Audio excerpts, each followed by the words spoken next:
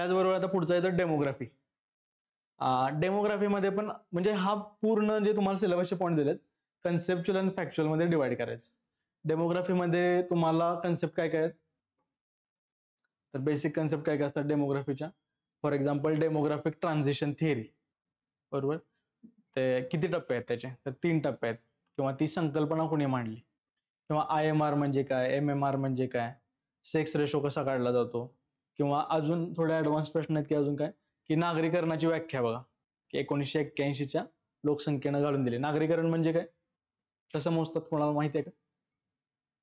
एखाद्या एरियाला जर urban declare करायचं असेल नागरिक क्षेत्र म्हणून, तर कोणी सांगू शकेल का की काय क्रायटेरिया?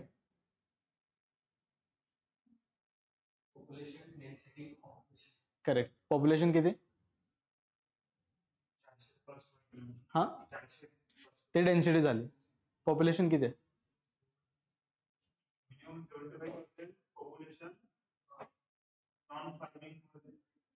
अजून स्पेसिफिक 75% मेल पॉप्युलेशन.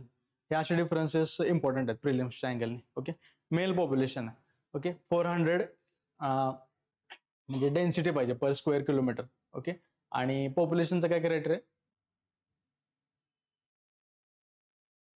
सांगू शकेल कोण? पॉप्युलेशनचा क्रायटेरिया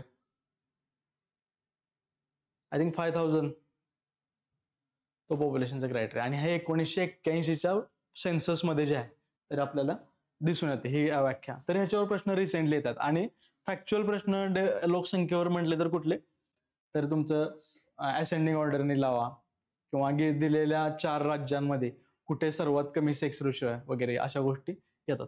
तो पूर्णपणे व्होलाटाईल सेक्शन आहे. व्होलाटाईल म्हणजे काय, थ्रूआउट मी ओव्हरऑल ज्यावेळी मी स्वतः अभ्यास करायचो त्यावेळी व्होलाटाईल सेक्शनच्या शॉर्ट नोट्स काढून ठेवायचं. व्होलाटाईल म्हणजे आज वाचले उद्या कन्फ्युज झालं विसरले, आणि ते लास्ट मोमेंटला जे आहेत तर ते वाचून जायचो.